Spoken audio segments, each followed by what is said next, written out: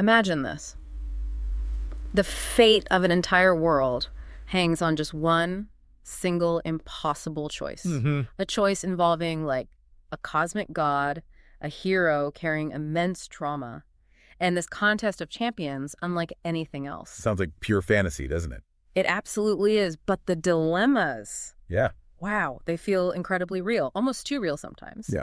Today, we are really getting into the monumental Wind and Truth by Brandon Sanderson. A beast of a book. Over 1,300 pages. Exactly. And it's not just a book, it's the huge conclusion to the first arc of his Stormlight Archive. Right, and a massive turning point for the whole Cosmere universe's interconnected worlds. Yeah, the whole thing. So our goal today is basically to unpack this giant book. Try and pull out the key stuff? Yeah, the crucial plot points, the big character changes, and those philosophical debates he weaves in so well. Which are surprisingly relevant, actually. Totally. We want to give you the most important takeaways, help you navigate it all, and, understand why it's such a big deal. Makes sense. It's a lot to take in.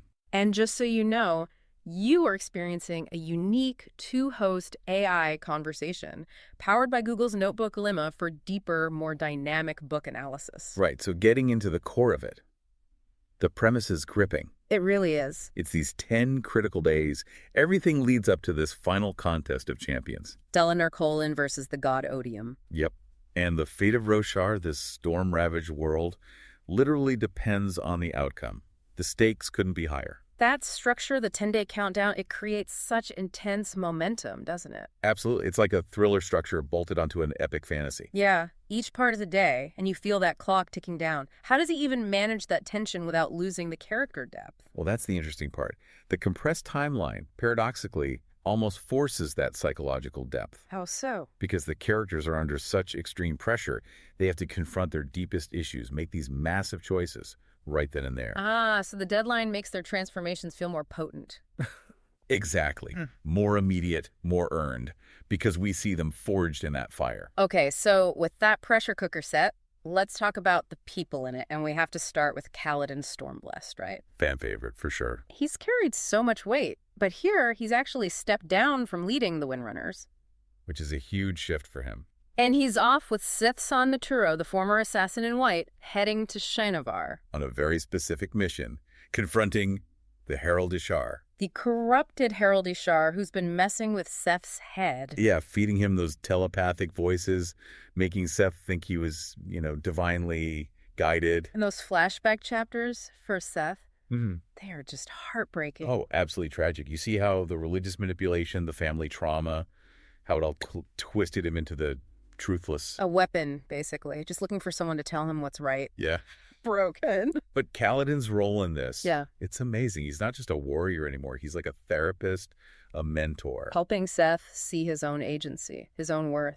Exactly. Helping him untangle all that manipulation and guilt. It's quite profound, their journey together. It really is. Yeah. And it leads to these huge moments for both. Right. Kaladin ultimately chooses to become a herald, taking on that eternal responsibility for Roshar. While Seth finds a measure of peace, his own path forward.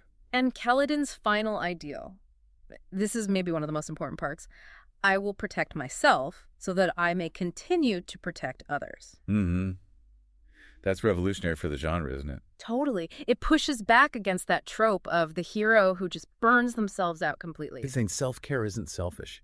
It's actually necessary for sustainable heroism. A huge message, really, especially today. And Seth's transformation is maybe the most dramatic for the broken tool to someone who's actually autonomous. He rejects those external voices, claims his own choices. And that fifth ideal as a skybreaker. I will be my own law. Right. It's the ultimate assertion of personal freedom over external authority, whether it's religious or political. A powerful statement on self-determination. It really is. Okay, so moving on from them, Dalinar Kholin and Shelyn Devar, their stories are also about confronting the past, aren't they? Deeply, in really painful ways, too. Dalinar and Navani take that dangerous trip into the spiritual realm. Trying to understand Roshar's ancient history. And what they find is, well, shattering. Yeah. Including finding his grandson, Gavinor. Who got pulled in there accidentally and aged by Odium, turned into this hateful young man. Exactly. It's horrifying. And Dalinar sees these key historical moments. Like humanity first arriving on Roshar, the original Oath Pact, Yeah, and even Honor's own struggles and controversial choices way back when, it tested Dalinar's whole commitment to growth, to redemption. It's like his past actions and the deep past of the world are colliding. Precisely. It's a reckoning on multiple levels. And then you have Shallan Devar. Her story is just, wow, so much about identity. And trying to infiltrate the Ghost Bloods, this shadowy group. To stop them getting to Bado Nefirim, that powerful unmade spren. A kind of corrupted piece of divinity, yeah. And this whole mission forces her to face her childhood memories head on. Including the massive revelation about her mother, Chana. That she was actually a herald, one of the protectors of Roshar. And that Shallan's own childhood actions had these catastrophic consequences, helping trigger a desolation. It's unbelievably heavy. It explains so much about her fractured identity, though. Veil, radiant, formless. Exactly. Her journey is about trying to integrate those personas to become whole.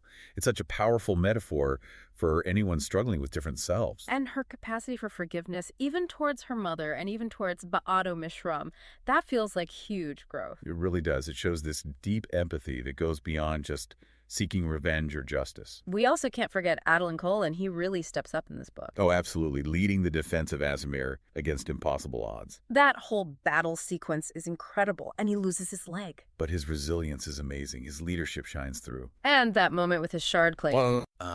Yeah. That's pivotal. His discarded plate, this living armor, responds to him, to his character. And reforms around him with help from the Deadeye Spren, those broken, mindless Spren. Right. They choose to help him. It's unprecedented. It marks him as the first unoathed. A new kind of hero, operating on promises, not rigid oaths. Exactly. It offers a different model, one based on compassion, mutual respect, inspiring healing even in broken beings like the Deadeyes. Kindness as a form of power. It's a really hopeful arc, in a way. Amidst all the darkness, these character stories are so rich they really make you think, don't they? Definitely. They resonate long after you finish reading.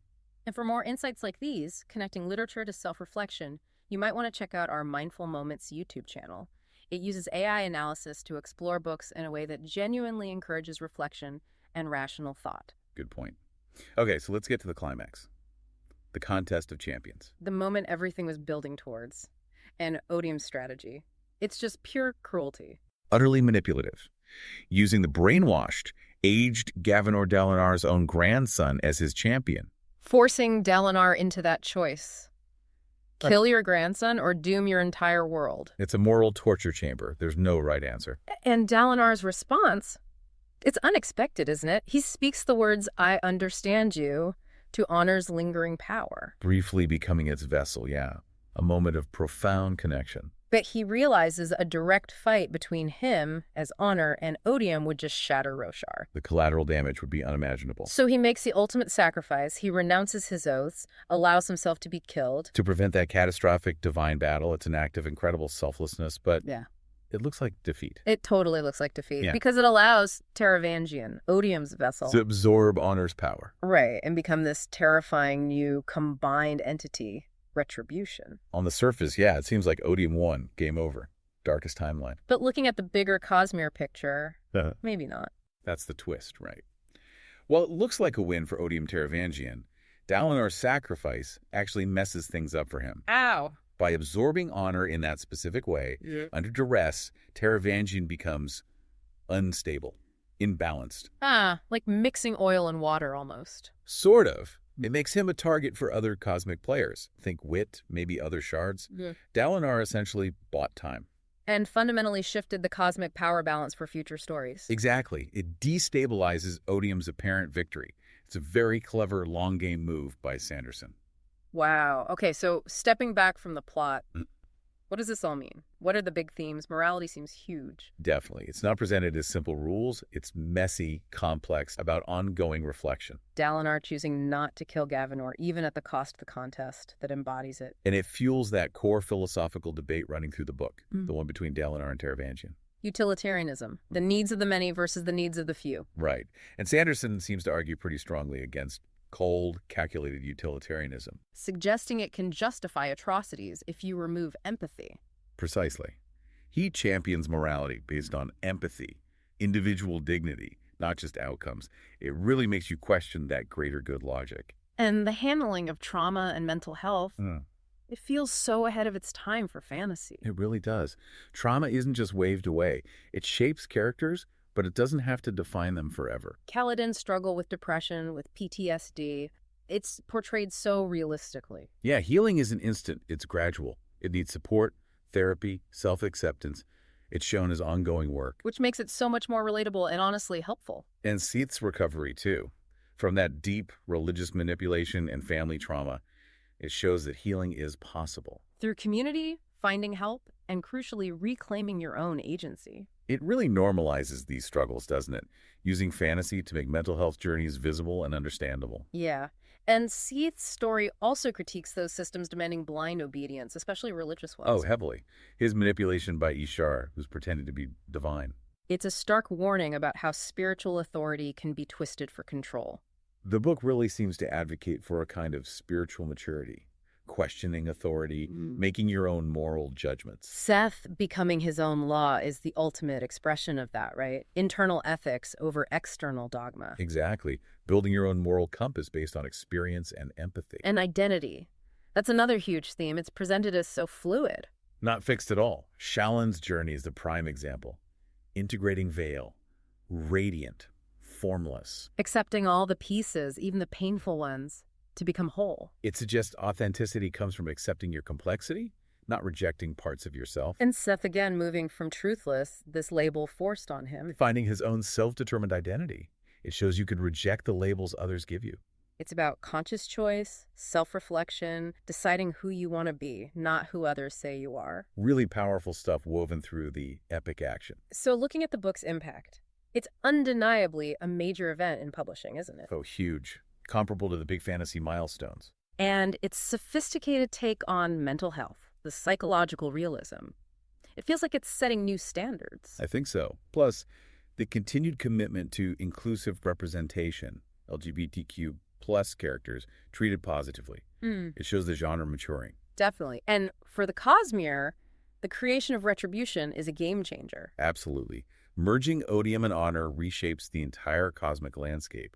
It sets up conflicts for years across multiple series. And the structure, ending the first arc, setting up the second with a big time jump planned. Yeah, that 10-year gap is innovative for such a long-running series.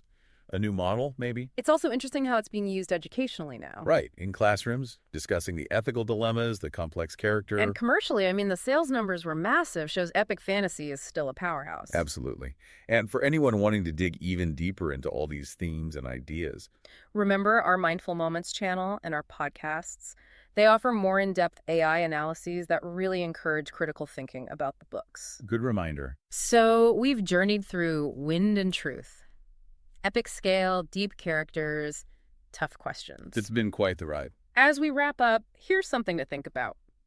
In our own world, with its flood of information, its own impossible choices, what kind of hero does the future really need? The one bound by rigid oaths, sacrificing everything. Or maybe one who leads with compassion, self-awareness, and that radical self-care we talked about.